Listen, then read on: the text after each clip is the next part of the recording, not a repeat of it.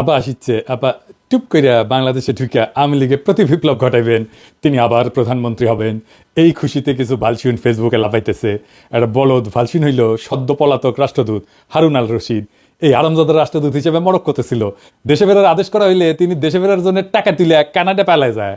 Canada গিয়া হাসিনার এই লেসপেন্সার রাজনৈতিক শরণার্থীর আবেদন করেছে। এটা আমার কথা না, দেখেন এই ভালসিন রেডিয়া পররাষ্ট্র উপদেষ্টা তহিদ সাহেব কি বলে। সম্প্রতি মরক্কোর বিদায় রাষ্ট্রদূত আপনাদের সরকারের সমালোচনা করে ফেসবুকে পোস্ট দিয়েছেন। তিনি বলেছেন যে শুধু একটি বই লেখার জন্য, তাও অনেক দিন আগে, তার চাকরি চলে গেছে এবং ইউনূস সরকার দেশে বিদেশে ষড়যন্ত্রের মাধ্যমে ক্ষমতায় এসেছেন, টিকে থাকছেন। আসলে আপনি যে এইরকম কতজন যদি বলেন তাহলে উনি একমাত্র এই কাজ করেছেন। আমি আশা করি যে প্রফেশনাল কোনো ডিপ্লোম্যাট এরপরে এই কাজ করবে না, আর কেউ। তারপরে আমাদেরকে অবশ্যই চোখ কান খোলা রাখতে হবে।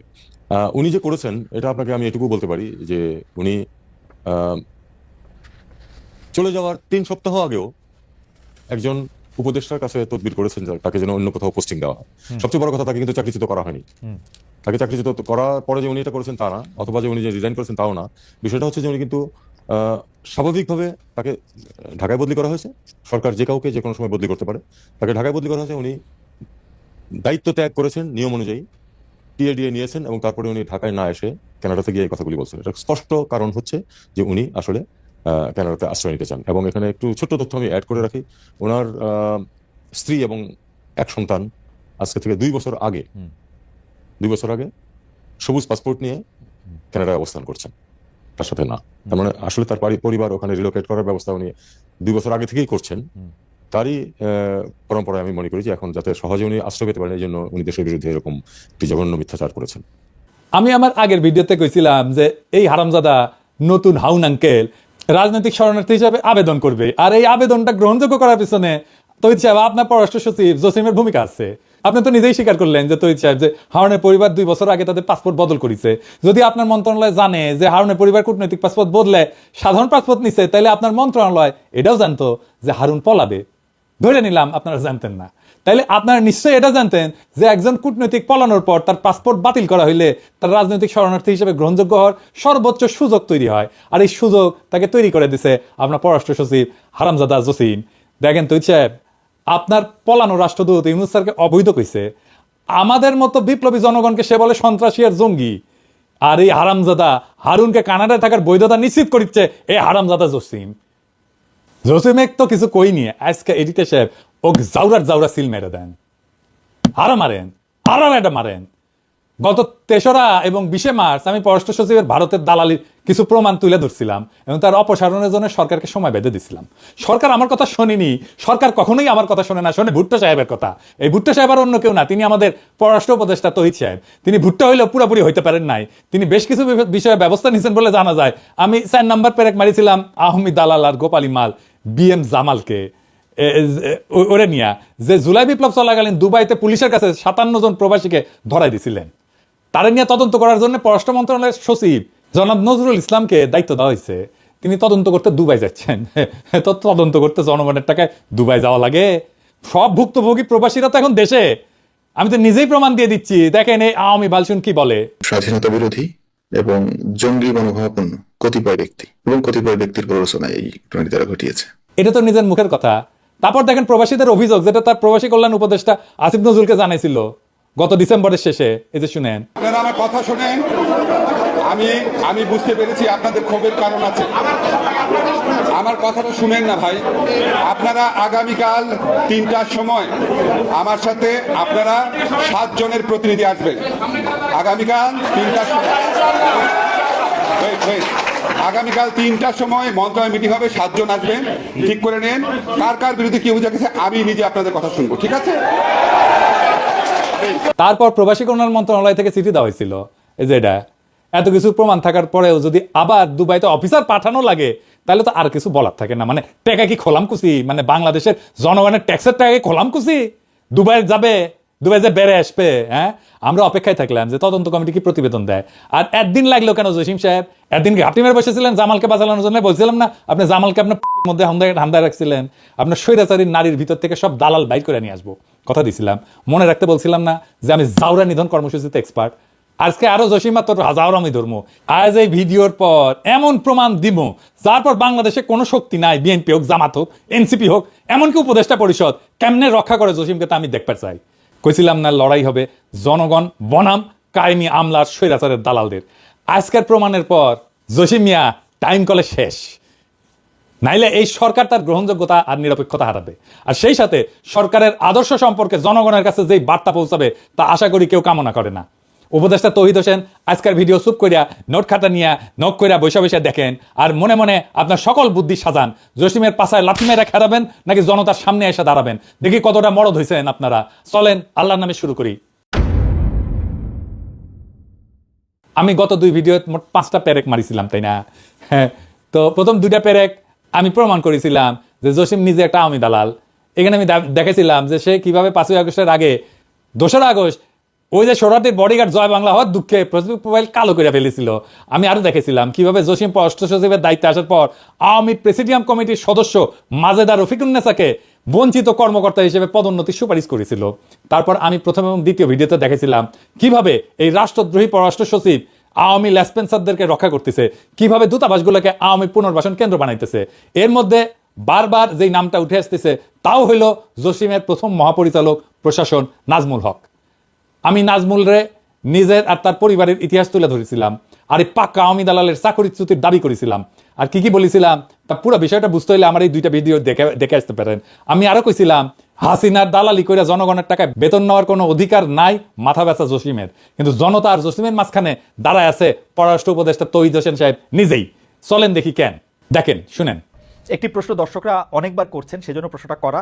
সেটা হচ্ছে যে পররাষ্ট্র সচিব, আপনার পররাষ্ট্র সচিব যিনি আছেন, বলা হচ্ছে যে তিনি আওয়ামী লীগের লোক বা অন্য কোনোভাবে, এই ব্যাপারটা আপনি আসলে শুনেছেন কিনা, দেখেছেন কিনা?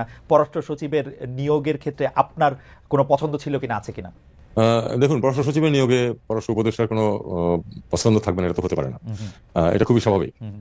পররাষ্ট্র সচিব অবশ্যই আমি আমার পছন্দের ব্যক্তি বলেই এবং আমি তাকে যোগ্য বলে মনে করি বলেই তিনি এই পদে আসীন হয়েছেন। আর একটা কথা আমি আপনাকে বলি, যে কেউ যে কোনো অবস্থানে ঢুকলেই, এখন তো যেহেতু সোশ্যাল মিডিয়া খুব অ্যাক্টিভ, মুহূর্তের মধ্যে তার বিরুদ্ধে বিভিন্ন ধরনের বিষোদ্গার চলতে থাকে, কিছু সত্য কিছু মিথ্যা, কিছু এর মাঝামাঝি। তো আমাদেরকে এটা এভাবেই দেখতে হবে। হয়তো অন্য কাউকে পররাষ্ট্র সচিব হিসাবে দেখতে কারো ইচ্ছা ছিল, তিনি হয়তো সন্তুষ্ট হননি, তিনি এটা বলতেই পারেন। তবে আমি এটুকু বলি যে উনি তার দায়িত্ব সঠিকভাবে পালন করছেন এবং উনি আওয়ামী লীগের লোক কোট আনকোট, এরকম কোনো প্রমাণ আমার কাছে নেই। আমাকে তৈরি সাহেবকে ধন্যবাদ, তিনি অবশেষে স্বীকার করেছেন যে তিনি তার পছন্দের ব্যক্তিকে পররাষ্ট্র সচিব নিয়োগ দিচ্ছেন। যেখানে বিপ্লবের পর আপনার উচিত ছিল সবচেয়ে যোগ্য ব্যক্তিকে পররাষ্ট্র সচিব হিসেবে নিয়োগ দেওয়া, সেখানে আপনি যে ব্যক্তিকে পছন্দ তারই আপনি নিয়োগ দিচ্ছেন, যা আপনার নৈতিকতাকে প্রশ্নবিদ্ধ করছে। যথেষ্ট, আপনি তো শপথ নিয়েছিলেন অনুরাগ বা বিরাগের বশবর্তী হইয়া কোনো সিদ্ধান্ত নেবেন না। পছন্দ মানে তো অনুরাগ, এটা বুঝেন। কোন অবজেক্টিভ ক্রাইটেরিয়া তো আপনি তাকে নিয়োগ দেন নাই। ধরেন তৈরি সাহেব, আপনার বদলে আমি যদি পররাষ্ট্র উপদেষ্টা হইলামই, তাহলে কি আমি মনিকা বেলিচ্চিরে পররাষ্ট্র সচিব বানাতে পারবো? হ্যাঁ, দেবেন বানাতে, আমার তো পছন্দ তারে দেবেন বানাতে। আপনি তো বিএনপি থেকে সুপারিশপ্রাপ্ত উপদেষ্টা, আর নিছেন বিএনপি থেকে সুপারিশে আসা ভারতের কাছে মাথা ব্যথা একজন পররাষ্ট্র সচিবকে। এই সচিব যে কাজ পারে না তার প্রমাণ আগেই দিছি। এই সচিব যে বিপ্লবের পক্ষে অবস্থান নাই তার প্রমাণও করেছি। এই সচিব যে মিথ্যাচারী এবং জুলাইয়ের ন্যারেটিভ করার যোগ্যতা এবং মানসিকতা নাই সেটা আপনাকে প্রমাণ দিছি। আপনি যেহেতু তারা ডিফেন্ড করেছেন, তাই ভিডিওতে আমি আপনার প্রত্যেকটা কথা খণ্ডন করব। আমি আবারও প্রমাণ করে দেব যে কেন এবং কিভাবে জসিম ইন্ডিয়া আর আওয়ামী লীগের উদ্দেশ্য বাস্তবায়ন করছে প্রতিনিয়ত। তার আগে চলেন দেখি এই যে তৌহিদ এবং জসিমের পরিচালনায় পররাষ্ট্র মন্ত্রণালয়ের মডেলটা কেমকা। আমি এই সরকারের দায়িত্বে আসার পর থেকে বলে যাচ্ছি যে জেনারেল ওয়াকার ইন্ডিয়া দালালি করেছে, আর এই কথা আপনাদের বুঝতে সময় লাগলো 7 মাস। এখন প্রমাণ পাচ্ছেন তো, দেখেন ওয়াকারের জন্য মায়া কান্না কাইনতেছে আওয়ামী দালাল হার্পিক মজুমদার। বাংলাদেশ সেনাবাহিনী এখনই তাদের সুবর্ণ সুযোগ যে তাদের এই পোশাক, তাদের এই ডিসিপ্লিন বাহিনীকে যারা প্রশ্নবিদ্ধ করেছে তাদেরকে কঠিন জবাব দেবার। এই 2 টাকার ফকিন্নির বাচ্চারা বাংলাদেশ সেনাবাহিনীকে এইভাবে অপদস্থ করছে, অপমান করছে, এবং একজন বাংলাদেশের নাগরিক হিসেবে প্রতিনিয়ত সেটা সহ্য করছি। কেন সহ্য করব? এখন প্রমাণ পাচ্ছেন তো, যখন দেখেন ওয়াকার বলে যে আওয়ামী লীগ ছাড়া ইনক্লুসিভ নির্বাচন সম্ভব না। ওয়াকার, তৌহিদ আর জসিম একই ভারতের সাজানো দাবার বোর্ডের 2টা ঘোড়া, যাদের লক্ষ্য হইলেও সময় এবং সুযোগ মতো রাজা এবং মন্ত্রীকে ঘায়েল করা। আজকে মেটাফরিক কোনো কথায় যাওয়ার একদম ইচ্ছা নাই, কিন্তু ওয়াকার, তৌহিদ আর জসিম যে এক নীতি দিয়ে চলতেছে তা হইল ভারতের south block model. South block জিনিসটা কি আসেন সেটা বুঝে দেখি। আপনি মাঝে মাঝে শুনবেন সাউথ ব্লক কথাটা। ইন্ডিয়া তার রাষ্ট্র পরিচালনার জন্য কেন্দ্রীয় সরকারের অধীনে থাকা মূল মন্ত্রণালয়গুলোকে দুইটা ব্লকে ভাগ করে। নর্থ ব্লক, এই নর্থ ব্লকে থাকে হচ্ছে অর্থ মন্ত্রণালয়, মন্ত্রী পরিষদ, যারা মূলত দেশের আভ্যন্তরীণ বিষয় নিয়ে কাজ করে। আর সাউথ ব্লক, পররাষ্ট্র মন্ত্রণালয় থাকে এখানে, প্রতিরক্ষা মন্ত্রণালয় থাকে এইখানে, অর্থাৎ বিদেশ নীতি এবং প্রতিরক্ষা দেখে সাউথ ব্লক। 8ই আগস্ট যখন সরকার শপথ নেয়, তার আগে উপদেষ্টা পরিষদ গঠন প্রক্রিয়াতে একজন ব্যক্তি ছিল, যিনি আর কেউ না, আমাদের জেনারেল ওয়াকার সাহেব, যিনি প্রত্যেক মুহূর্তে ভারতের সেনা প্রধানের সাথে যোগাযোগ রাখতেছিলেন। এটা আমার কথা না, ভারতের সেনা প্রধানই কয়ে দিছে। I'm in touch with the chief of Bangladesh during the time of when this changeover took place. I was in constant touch with him, and even thereafter, in November 24, we had a video conference also. As far as the military cooperation is concerned, is again going up in the same way. Our officers have moved there for the NDC also. There is no let up on that side. When we talk about the relationship we should talk about when there is an elected government. So as of now, the relationship is with the military is well and perfect. তখন ভারতের model অনুযায়ী বাংলাদেশের south block কল্পনা কইরা general Waker BNP ঘেঁষা লোক দিয়া পররাষ্ট্র বিষয়ে দায়িত্ব প্রদান করে। আর সেনা প্রধান তো তাদেরই লোক। তহিদ সাহেব হইলেন পররাষ্ট্র উপদেষ্টা, আর তিনি বেছে নিলেন পছন্দের মানুষ দেশদ্রোহী জসিমকে, যিনি কূটনীতির পরিপূর্ণ জ্ঞান রাখেন না। বলদ পররাষ্ট্র সচিব, এবং তারে দিয়া ভারতের দালালি বাস্তবায়ন করানো সম্ভব। দেখেন না, যখন ওয়াকার এবং সেনাবাহিনী সকল শিষ্টাচার ভঙ্গ কইরা পররাষ্ট্র মন্ত্রণালয়কে অবজ্ঞা কইরা জাতিসংঘের প্রতিবেদনকে চ্যালেঞ্জ করে, তখন আপনারা পররাষ্ট্র মন্ত্রণালয় থেকে কিছুই বলেন নাই কেন? কারণ সাউথ ব্লক মডেল, যার অধীনে আপনারা আওয়ামী লীগের পুনর্বাসনের কাজ করে যাচ্ছেন। কিন্তু জসিম তো ধরা খাইয়া গেছে, তো সাহেব আপনিও ধরা খাইতেছেন। আপনার সাউথ ব্লক মডেল ফেল। আপনারা সবাই মিলে দেশের ভাবমূর্তি বিনষ্টে যে মেটিকুলাস প্ল্যান নিয়ে আগাইতেছেন, তা কলে পররাষ্ট্র মন্ত্রণালয়ের পিছন দিয়ে হান্দায় দেবো। আমি পিনাকি যথেষ্ট এক কাজে। ভারতকে বলেন নতুন প্ল্যান দিতে। হাসিনার বাসা তো আপনার দূতাবাস খুঁজে বের করতে পারে নাই, আমি বের করেছি। আপনাদের দিল্লি দূতাবাসের ডিজিএফআই আর এনএসআই থাকে না, ওরা কি বৈশা ল্যাজ মলে? যাদের নিয়োগ দিচ্ছেন তাদের কাজটা কি? কেন আমাদের খুঁজে বের করতে হয় এগুলা? হাসিনা ভারতের ঠিকানা বাইর করতে পারলে আপনাদের প্ল্যান বের করতে পারুন না? আমি কি মনে করেন নিজেদের হারকিউলিস? হ্যাঁ, জসিম তো হারকিউলিস, আর তহিদ সাহেব আপনি কি রবিনহুড? আপনাদের স্পেনে এখনো রাষ্ট্রদূত হিসেবে রাখিয়েছেন সারওয়ার মাহমুদকে। এর কি আপনারা চিনতেন না? সেনাবাহিনীতে যেমন কদমবুসি জেনারেল ছিল না এটা, হ্যাঁ, তেমনি আপনার পররাষ্ট্র মন্ত্রণালয়ে কদমবুসি রাষ্ট্রদূত আছে দুইটা, আমরা চিনি কলে। হ্যাঁ, তার মধ্যে এটা হইতেছে এটা সারোয়ার রংপুর কারমাইকেল কলেজের ছাত্রলীগের নেতা ছিল, এবং 5ই আগস্টের পর থেকে এই রাষ্ট্রদূত এখনো চাকরিতে আছে। কিভাবে? এই রাষ্ট্রদূতের অন্যতম কাজ ছিল প্রফেসর ইউনূসের সাথে স্পেনের সেই বিশেষ সম্পর্ককে বাধাগ্রস্ত করা। সেই রাষ্ট্রদূতকে আপনারা সরাইতে পারেন নাই, যে সারাক্ষণ কদমবুসি করতো, হাসিনারে সালাম করতো পায়ে হাত দিয়া। এখন আবার তারা আপনার রাষ্ট্রদূত বানাইতেছেন ফিলিপাইনে। হ্যাঁ, জসিম সাহেব চমৎকার। হ্যাঁ, আপনারা ব্রাজিলের রাষ্ট্রদূত হিসেবে নিয়োগ দিতেছেন তহিদুল ইসলামকে, যিনি আলগা মোমেনের এতটাই খাস লোক যে তার জন্য আলগা মোমেন কি বলছে একবার শুধু দেখে আসেন শুনেন। আমার পররাষ্ট্র মন্ত্রণালয়ে আমাদের অনেক ডিপ্লোমেট আছে। আমাদের একজন diplomat, he is a success story. সে মেডিকেল ডাক্তার, সে ঢাকা থেকে এমবিবিএস পাস করে তখন সে ফার্স্ট হয়। তারপরে সে যখন অ্যাডমিনিস্ট্রেটিভ পরীক্ষা দেয়, ওইটাতে সারা বাংলাদেশে ফার্স্ট হয়। তারপরে তার ব্যাচের ফার্স্ট বয়সে, অত্যন্ত ভালো তুকর ছেলে। এখন ওরে ঠেনে কিভাবে নামানো যায় তার জন্য তার মন্ত্রণালয়ের লোকজনই, তারই বন্ধু বান্ধবরা কন্টিনিউয়াসলি করে। বাংলাদেশ 4টা বড় ইউএনএতে 4টা বড় রেজলিউশন নেয়। একটা হচ্ছে আমাদের ওই যে কালচার অফ পিস, হ্যাঁ, সংস্কৃতি, শান্তির সংস্কৃতি। আর 2টো বড় জনে, একটা হচ্ছে গিয়ে অটিজম এন্ড আদার ডিসাবিলিটিজ, এর উপরে একটি মাননীয় প্রধানমন্ত্রীর অত্যন্ত প্রিয় রেজলিউশন। আরেকটা হচ্ছে পিপলস এম্পাওয়ারমেন্ট, মানুষের ক্ষমতায়ন। এই 2টো প্রপোজাল, এই ছেলে, ও তখন কাউন্সিলর ছিল ইউএনওতে, এবং সে অসম্ভব তুখর ছেলে, অত্যন্ত ব্রাইট এন্ড ইন্টেলিজেন্ট। তাকে আমরা নমিনি করেছি আমাদের বর্তমানে অ্যাম্বাসেডর ইন সিঙ্গাপুর। তাকে আমরা কিসে দেই? এই যে ভিয়েনাতে। সেইখানে যেহেতু মাল্টিন্যাশনাল কাজ আছে, আমাদের ধারণা, আমাদের যেমন ইউনিডো আছে, আমাদের দেশে ইউনিডো কোনো কাজ করে না। এটা UNIDO is a great institution, যাতে ইন্ডাস্ট্রিয়ালাইজেশন। আমরা এই জন্য সিদ্ধান্ত নিলাম ওকে ওখানে দেব, because he is a doer, he is a performer. কিন্তু তার শত্রু আছে। শত্রু ওখানে গিয়ে, সে যখন মিলানে কাউন্সিল জেনারেল ছিল, চায়না তো ছিল, কাউন্সিল জেনারেল থাকা অবস্থায় কোনো একটা মেয়েকে তার পিছনে সে বেচাল, তো একটা পিছনে লাগায় একটা কেলেঙ্কারি করার চেষ্টা করে। তখন তাকে উইথড্র করা হয়, সাসপেন্ড করা হয়, অনেক ইনভেস্টিগেশন হয়, সরকারের অনেক আপনাদের টাকা, ট্যাক্সপেয়ারের টাকা খরচ করা হয়। পরে দেখা যায় একেবারে বানোয়া, একেবারে অলিক। So he has been prove যে সব বানোয়া। তারপরে এইরকম, তারপর তার প্রমোশন হয়, তারপর অ্যাম্বাসেডর হয়। এখন তার বিরুদ্ধে আবার লাগছে একদল, এবং তারই বন্ধু বান্ধব হবে, আর নাইলে পত্রিকায় গুলো যাবে। হি is a very good officer. আমি যতদিন আছি আই উইল ডিফেন্ড হিম। হাসিনা পছন্দের কাজ করছে, আলগা মোমেন যাকে সবসময় ডিফেন্ড করবে, এমন লোকের ডিফেন্ডার হইলো এখন তহিদ সাহেব আর জসিম সাহেব। আপনারা ওরা ব্রাজিল পাঠাতেছেন একটা গভীর ষড়যন্ত্রের অংশ হিসেবে। ব্রাজিল হইল দক্ষিণ আমেরিকাতে বাংলাদেশের একমাত্র দূতাবাস, যেখানে এই সরকারের বিরুদ্ধে গোপনে অপকর্ম করার জন্য আলগা মোমনের এই খাস লোককে সেইখানে পদায়ন দেওয়া হইতেছে। ওইখানে ভারতের দূতাবাস আছে মোট 11টা। ব্রাজিলিয়াতে আছে, রিও ডি জেনেরোতে আছে, বুয়েন্স আয়ার্সে আছে, সিলিতে আছে, গায়নায় আছে, কলম্বিয়াতে আছে, ইকুয়েডরে আছে, পেরুতে আছে, সুরিনামে আছে, ভেনেজুয়েলাতে আছে এবং প্যারাগুয়েতে আছে। আর মানে ভারতের সাথে অবাধ তথ্য পাচারের জন্য আর কি লাগে? যেখানে যা করা দরকার বা ভারতের যেসব বুদ্ধি ঢাকাতে বা দিল্লিতে পাচার করা দরকার, তার জন্য এক তৌহিদি ভরসা। আর তৌহিদ তার মাথা ব্যথা লুচ্চা সচিব জসিমউদ্দিনের ভরসা হতেছে এই ব্রাজিলে পাঠানো নতুন রাষ্ট্রদূত। আর এটা বলি, আপনার ব্রাসেলস মিশনে বিজয় দিবসের অনুষ্ঠানে পলাতক পররাষ্ট্রমন্ত্রী হাসান মাহমুদের ছোট ভাই যে আওয়ামী দলবল নিয়ে দূতাবাসের অনুষ্ঠানে গেছিল, তার বিষয়ে আপনি কোনো ব্যবস্থা নিচ্ছেন? নেন নাই। কেন নেন নাই?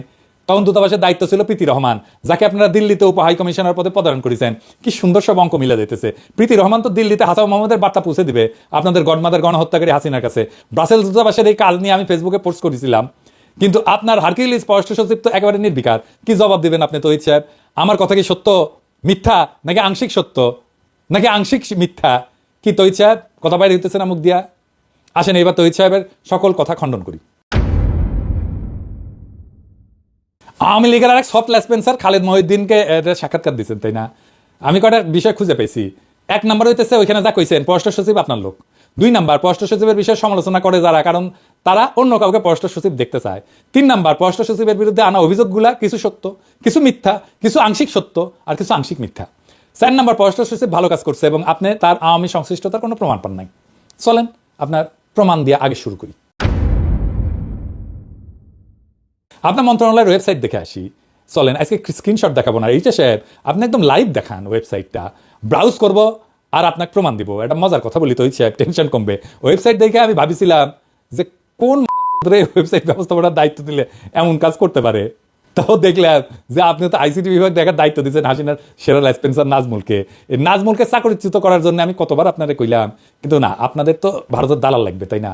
তো চলেন দেখি তো এই জসিমের স্বৈরাচারী পুনর্বাসন কর্মসূচির মূল কারিগর গত 7 মাস ধরে ওয়েবসাইটে আমাদের জন্য কি ঝুলায় রাখিছে। হ্যাঁ, আর এই যে মুনতাসির, দেখেন এই মুনতাসির হইতেছে ভারতের গণস্বাস্থ্য বিষয়ক পরামর্শক প্রতিষ্ঠানে গ্লোবাল উপদেষ্টা হিসেবে কাজ করিচ্ছে। মুনতাসির তুমি এটা করবে পারো? এই প্রতিষ্ঠানে জন্ম হয় 2014 সালে, যখন মুনতাসির নয়াদিল্লিতে পদায়িত ছিল।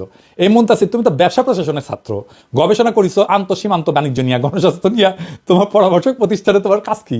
তুমি তো গণস্বাস্থ্য কিছু জানো না। তো এই ছেলের বিষয়ে পুরো অনুসন্ধান চালান, আমি আজকে কিছু কইলাম না। কিন্তু সরকারি পদে থেকে এই ছেলে কিভাবে ডিপ্লোমাট পরিচয় দিয়া ভারতের মতো দেশের প্রতিষ্ঠানে পরামর্শক হইতে পারে? কে তারে অনুমতি দিল? মন্ত্রণালয় দিছিল? কবে দিছিল? দেখবার চাই একটু। এই খবর আমাদের জানতে হবে তৌহিদ সাহেব। পররাষ্ট্র মন্ত্রণালয়ে ভারতের প্রতিষ্ঠানের পরামর্শক থাকবে, এটাই জাতি মাইনে নেবে না। আর এইগুলা বাইর করা কি আমার কাজ? তাইলে তো আপনারা বেতন নেন কেন? আবার মুনতাসিরকে পদোন্নতির জন্য সুপারিশ করেছে আপনার সচিব জসিম। আর কত দেখাইতে হবে আপনারা তৌহিদ সাহেব? এইভাবে আপনার পছন্দের পররাষ্ট্র সচিবের ভারত দালালি জনসম্মুখে প্রকাশিত হওয়ার পর আপনি কেমনে চুপ থাকেন? চলেন এবার আপনার এই যে আইসিটি নাজমুলের আইসিটি কার্যক্রম দেখাই। এই জিনিস দেখার পর আপনি কিভাবে নিষ্ক্রিয় থাকবেন তা জাতি জানতে চায়। পররাষ্ট্র মন্ত্রণালয়ের ওয়েবসাইটে গেলে সবার উপরে পাবেন অ্যাবাউট আস, মানে আমাদের সম্পর্কে কথা। সেখানে ঢুকলে আপনারা দেবেন কান্ট্রি প্রোফাইল। এইটা সাহেব উঠে আসেন এনা দেখি, অর্থাৎ বাংলাদেশের পরিস্থিতি। চলেন দেখি সেখানে কি লেখা আছে। ইংরেজিতে লিখেছে, ইংরেজি যেহেতু লিখেছে তাহলে ঠিকই লিখেছে। আসেন দেখি ইংরেজিতে কি লিখেছে, পড়বে পারি কিনা জানি না। ভাষা আন্দোলন নিয়ে কইছে ল্যাঙ্গুয়েজ মুভমেন্ট, বুঝছাও?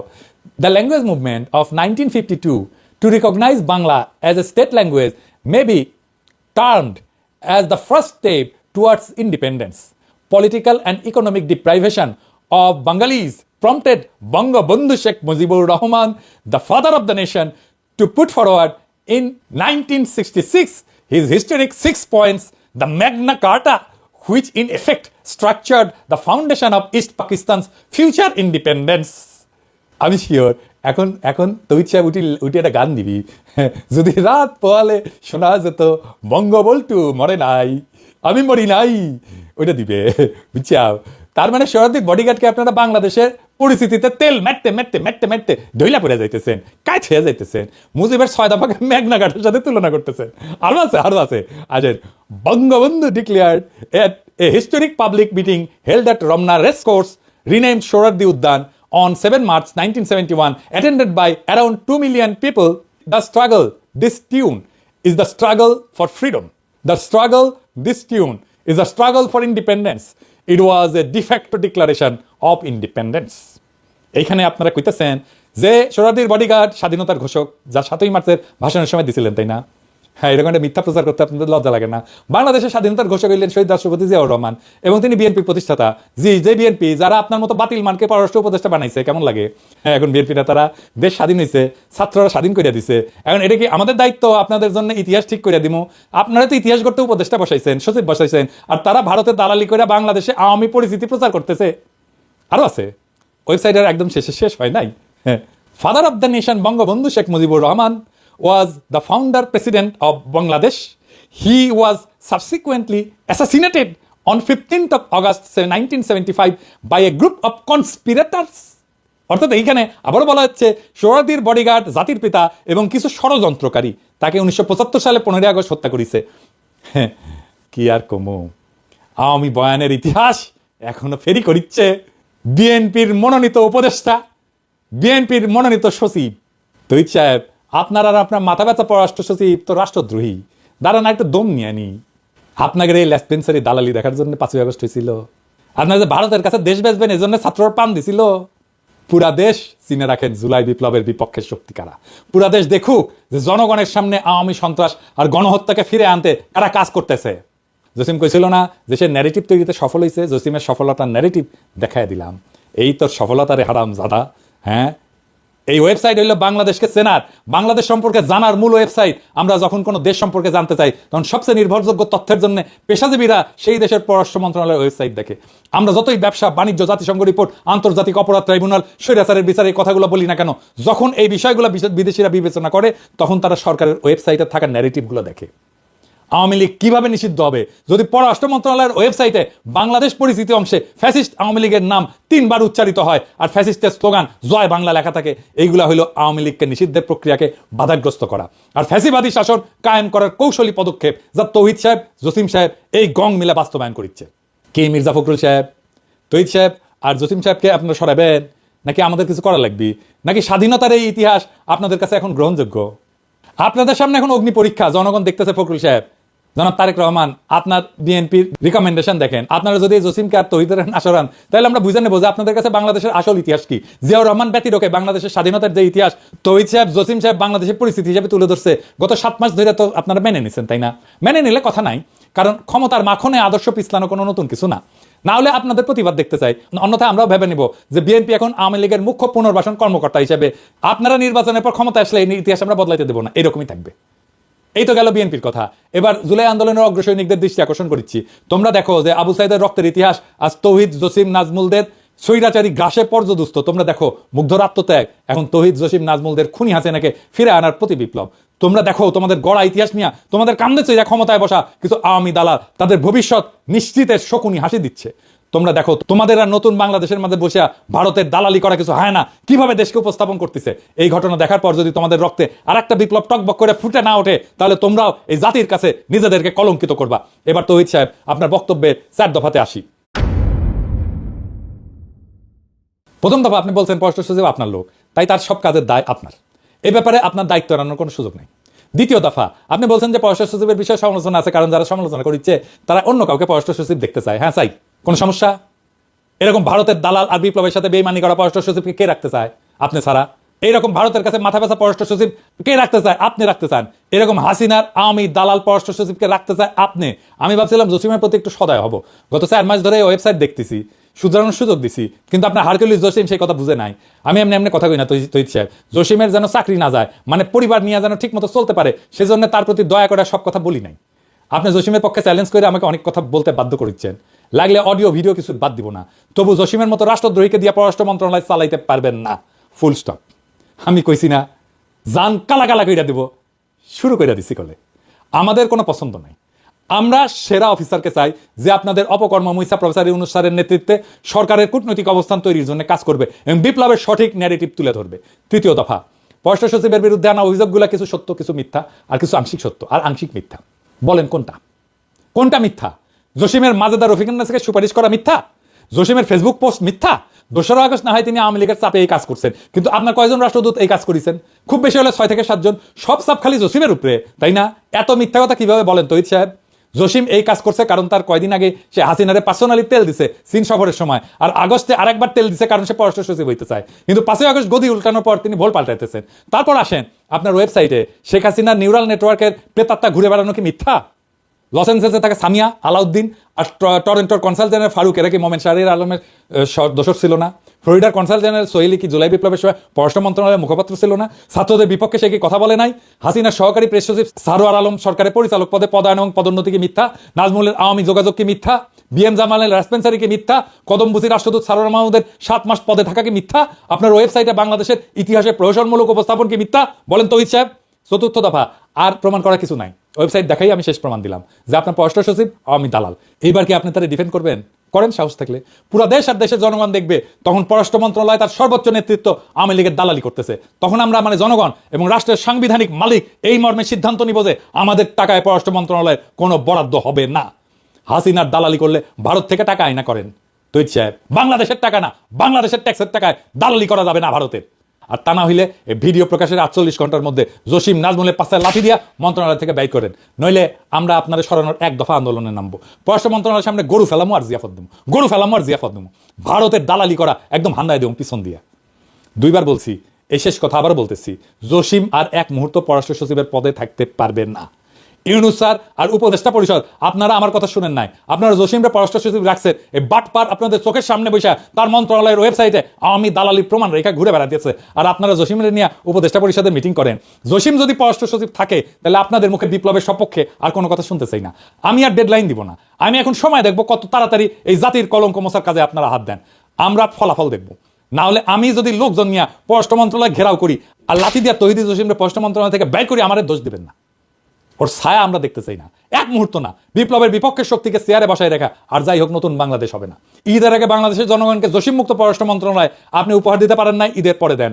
এবার জনতাকে ঈদের উপহার দিলেন, জনতা ঈদের উপহার নাই কিছুদিন পরেই নিল, খুশি হইল। হয় বাংলাদেশে আওয়ামী মুক্ত পররাষ্ট্র মন্ত্রণালয় থাকবে না, নয় আমরা জনগণ থাকবো, দেখি কার শক্তি জয়যুক্ত হয়। কথা ফাইনাল, জসিম যদি থাকে প্রত্যেক সপ্তাহে এইরকম একটা করে এপিসোড যাবে, আর জান কালা কালা কইরা দেবো, গণশত্রু বানাই দেবো তৌহিদ সাহেব আপনারে। Mind it. আবার আপনারে মনে করাই দিই, বাঘে চুলে 18 ঘা, পুলিশে চুলে 36 ঘা, পিনাকে চুলে জয় বাংলা। ইনকিলাব জিন্দাবাদ।